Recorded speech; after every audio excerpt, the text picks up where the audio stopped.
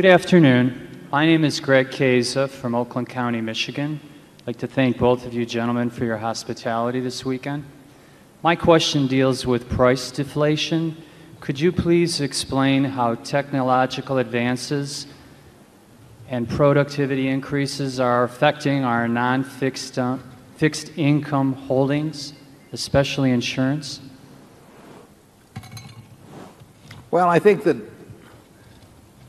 to the extent your question implies the question, how has technology affected the inflation rate, the advances in technology?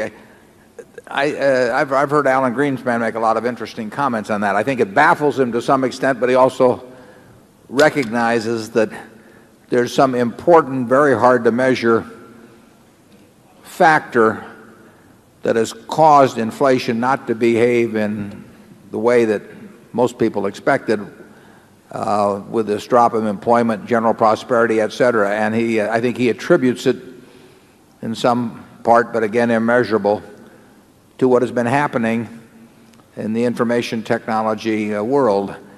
Obviously, low inflation is good for fixed income investments, but that's been reflected to a significant degree in a long-term rate that's at about 5.5% now. It does look at the moment like an almost perfect world in terms of the macroeconomic factors, and that probably is a reason why people are enthused about stocks, and it's a reason, and it's a good reason in terms of price inflation. It's a good reason why bonds have behaved well over the last, really, since 1982.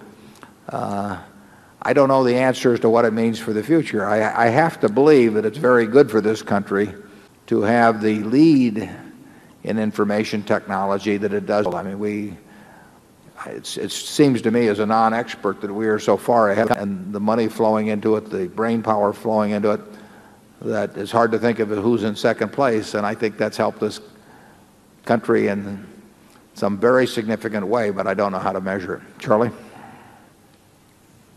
Well, I would say that Berkshire's businesses, on average, are less likely to be obsoleted by new technology than businesses generally. No steel-toed work shoes. I do not anticipate a significant change in the technology. And I think we have more of the stuff that's sort of basic and hard to obsolete than many other corporations do. Yeah, as we mentioned in the report, we think all of that activity is very beneficial from a societal standpoint. Our own emphasis is on trying to find businesses that are predictable in a general way as to where they'll be in 10 or 15 or 20 years. And that means we're looking for businesses that, in general, are not going to be susceptible to very much change. We view change as more of a threat into the investment process than an opportunity. That's quite contrary to the way most people are looking at equities now. But we do not get enthused about, with a few exceptions, we do not get enthused about change as a way to make a lot of money.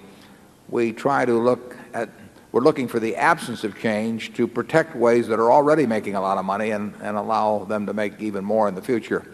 So we look at change as a threat. And whenever we look at a business and we see lots of change coming, 9 times out of 10, we're going to pass on that. And when we see something we think is very likely to look the same 10 years from now, we feel much more confident about predicting it.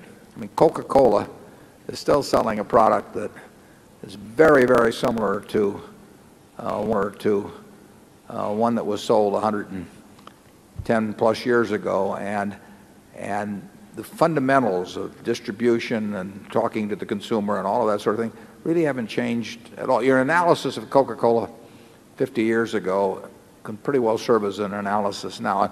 We're more comfortable in those kind of businesses. It means we miss a lot of very big winners, but we wouldn't know how to pick those out anyway. It doesn't mean also that we have very few big losers, and that's quite helpful over time. Yeah, the peanut brittle has very little technological change too.